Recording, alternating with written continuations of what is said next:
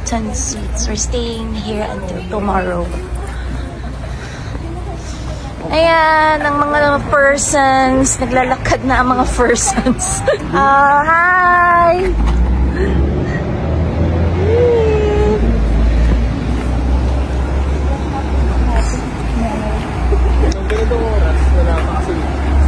Lamig.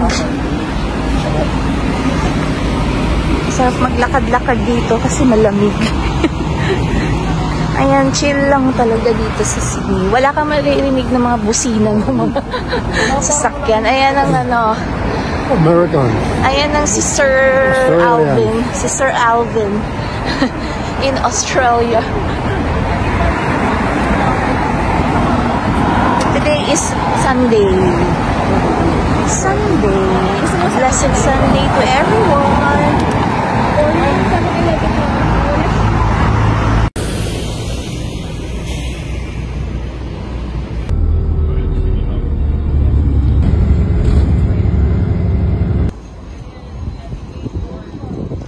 So mga heroes siguro to ng iba't ibang country.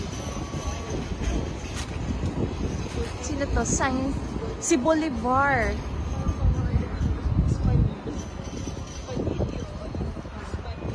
Ito. Pero nakaka-proud. Andito si Jose Rizal, ang ating pambansang bayani.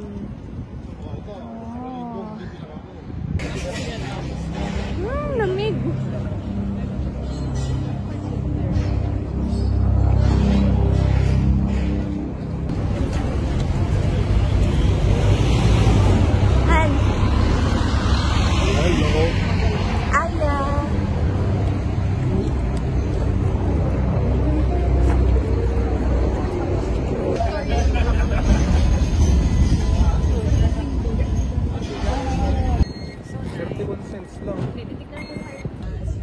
Hello.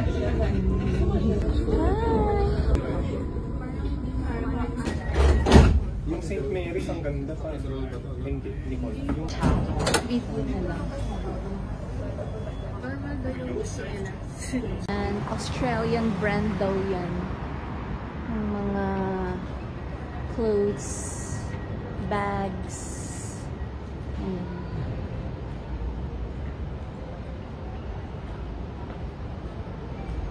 We're now at Kirby Beach.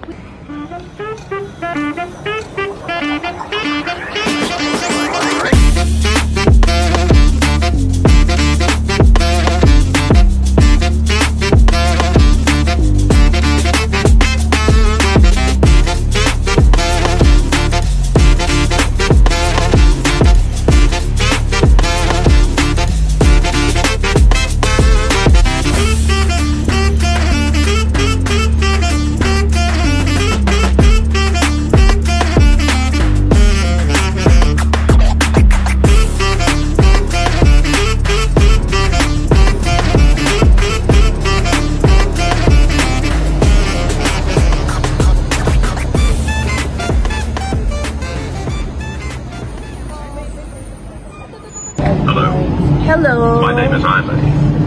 I was once the companion and friend of the great Queen Victoria. Because of the many good deeds I've done for deaf and blind children, I have been given the power of speech. If you cast a coin into the wishing well now, I will say, thank you. Thank you.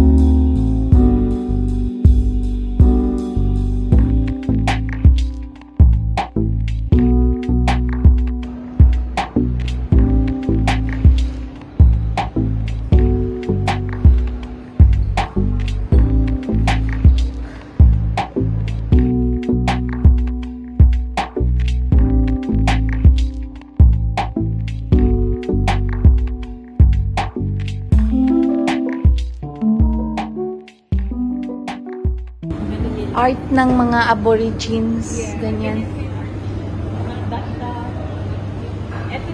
Kung sa Pilipinas is yung weaving, di ba? Ayan, aboriginal art. Ganun yung ano nila, yung art nila, yung mga paintings Oo. nila, nasa center siya. Ganun. Kasi ito, Aboriginal art. pati yan, silang gumagawa ko niya. Wow, ang nice no. Mahal siguro yun. Uy, kangaroo, oh.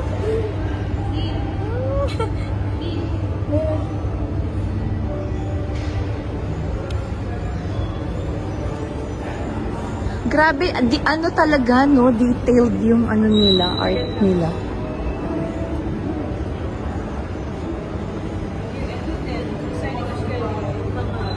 Ah, ito din. Sol alpaca. Designed in Australia. Ah, made in Peru. Hi. Tama na. By appointment to Her Majesty Queen Elizabeth II, Turray Clockmakers. Ay, ayan yung clock.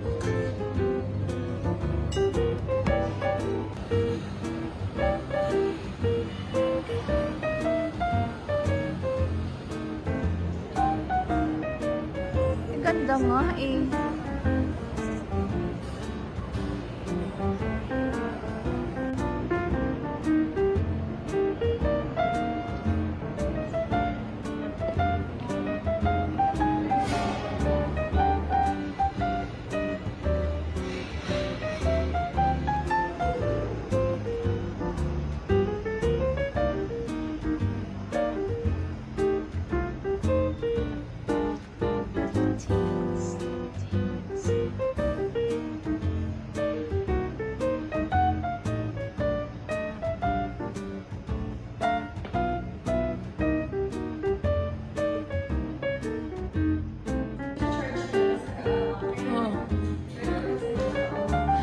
Oh, di ba may pailaw pa?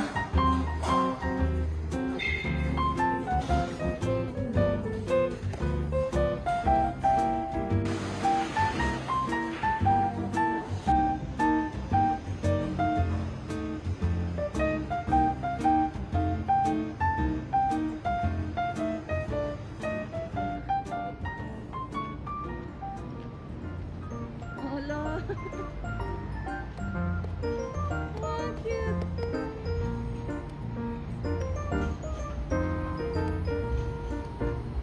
Atawid na sila.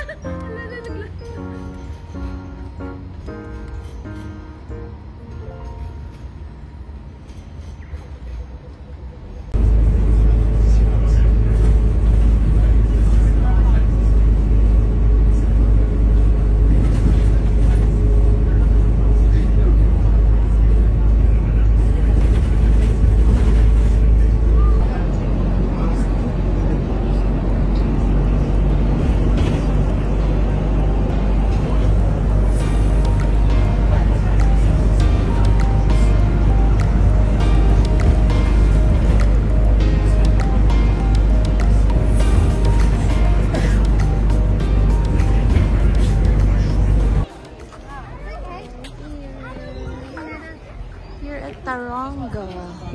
Taronga Zoological Park.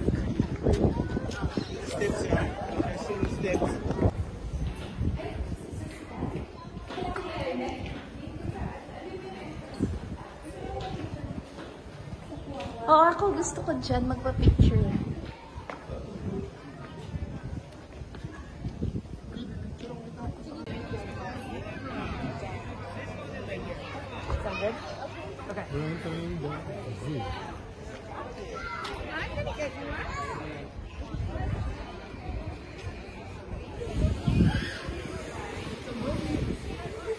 Yeah, thank you.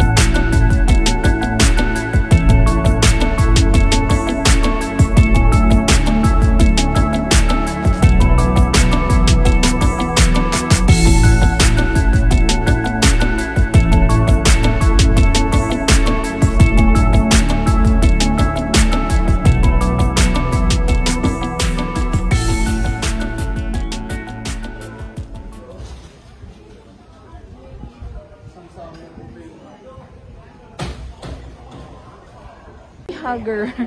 Totally bummed. Kasi, ayun, naliit. Lubat na ako.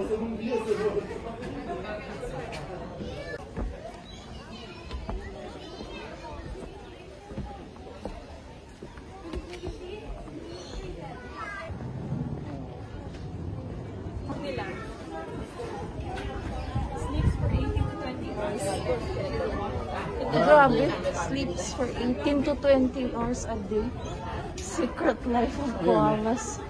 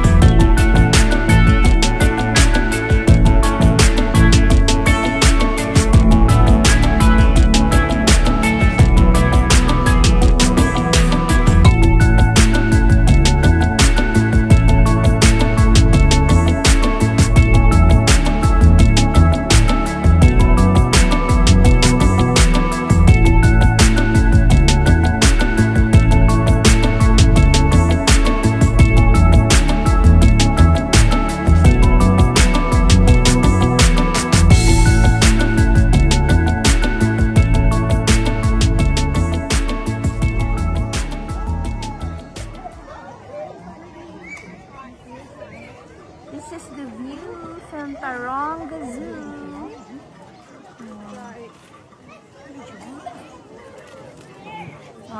The baby giraffe. The mum giraffe. Someone taking photos.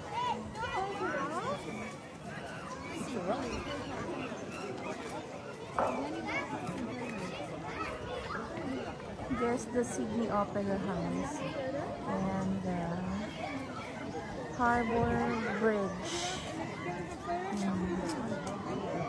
So, dyan kami kahapon. On that side, dyan kami. And now, ito na yung view niya from Taronga Zoo.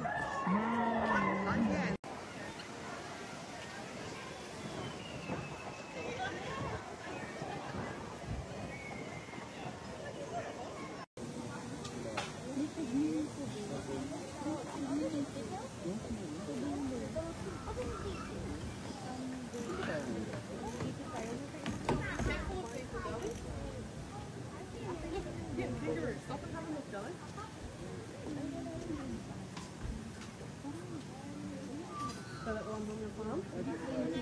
Right? So that the ones on your farm? Yes. There's Amy's over there. Have a go over there.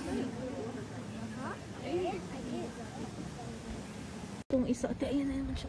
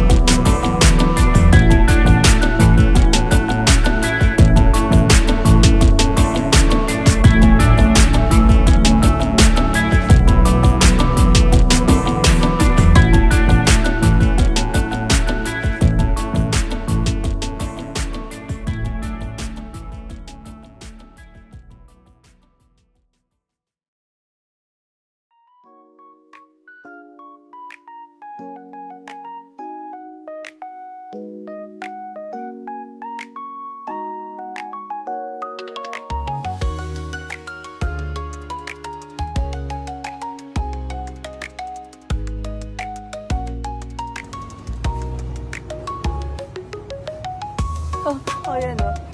Please look out. We may swoop and steal your food. Please don't feed us.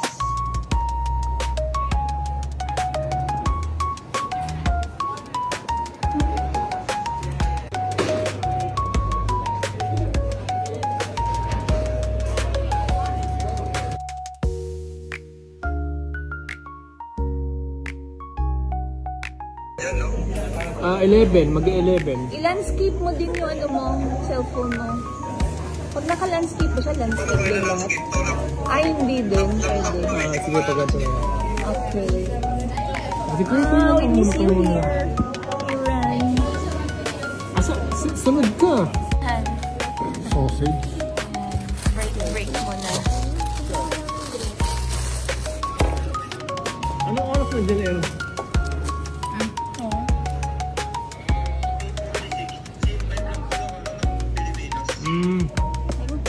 Akin to lang.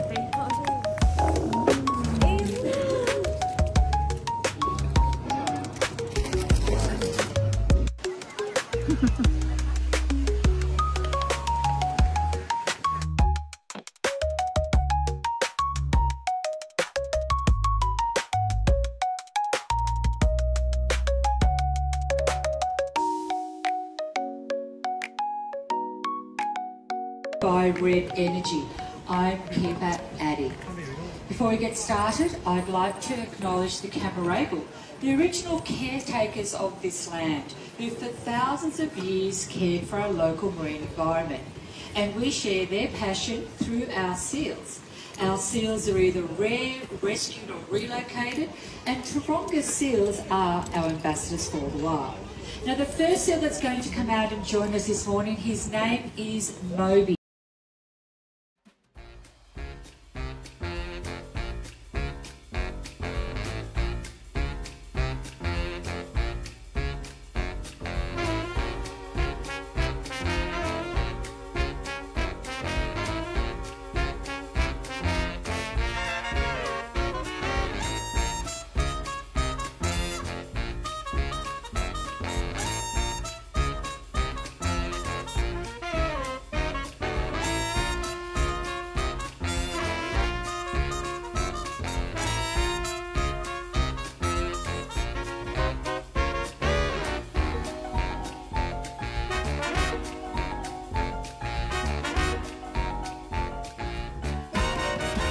Sea lion, like Moby, Diego which naman, means that's they have a Diego. single layer of fur, and I'll go into more of that detail in a moment. Everyone, this is Diego and his keeper, Dana.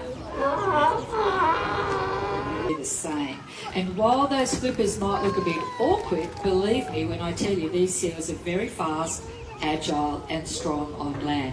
They can actually outrun the average person up to a distance of 20 to 30 metres. You can see he has no trouble at all. If they can rest their chin on it, they can also climb out of it. Earlier you saw the porpoising with Moby. Let's check it out from Diego now.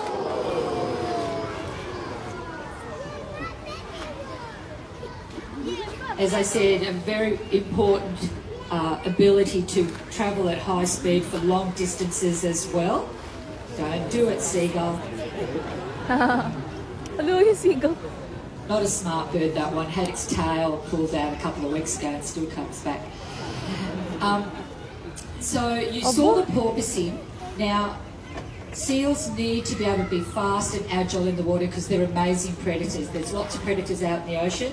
Diego's going to give us an example of one. Now call it out if you recognise what he's trying to imitate. Shark.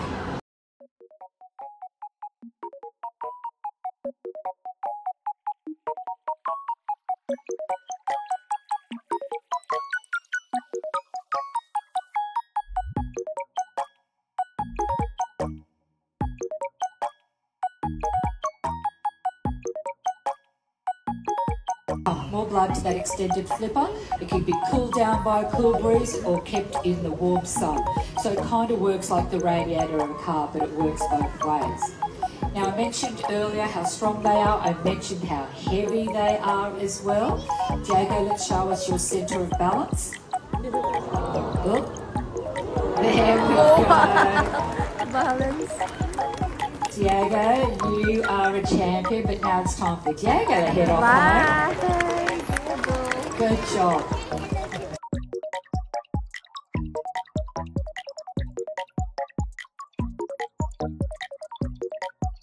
Travelled out together when they first arrived. They came from the same facility. Now he's going to come out and sit on that box. Now it's kind of new for Diego, new in the sense that with a crowd of people. So I ask everyone, as exciting as it is, just to stay in your seats. Those of you in the front row, don't try and touch him.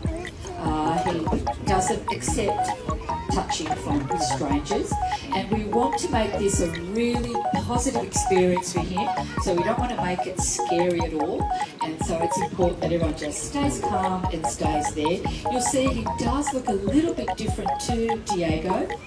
Squinty eyes, and he's got a scar on the side of his face there. Here he is, and he sounds different too. Everyone, here's Cisco, again with keeper Jose. We'll see if he says hello. Everybody recognises that sound, but I should tell you it's only the Californian sea lions that make it. Whenever you see seals on TV, they always dub that sound because it's so loud and charismatic. But Jose, for all of the cues asking him to do what is being asked of him, flipper out, lots of tactile, just being there.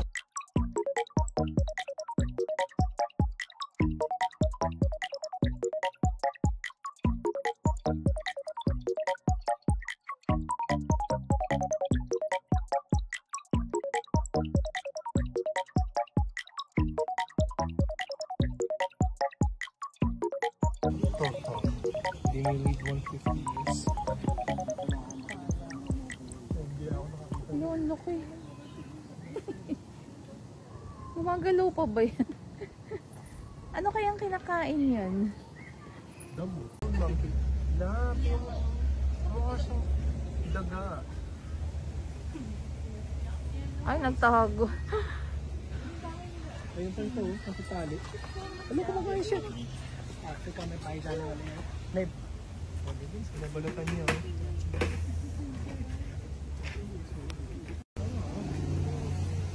Look.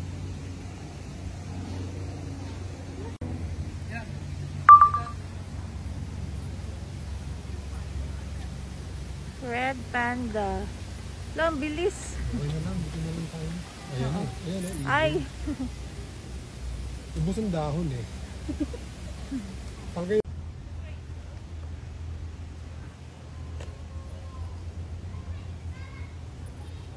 Ganda pala sila.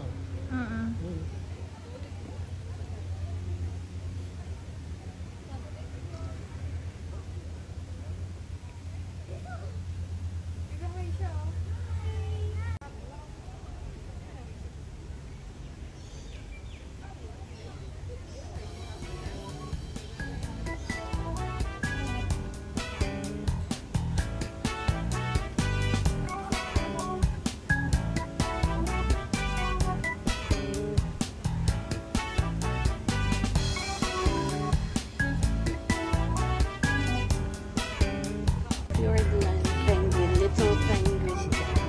Hehe.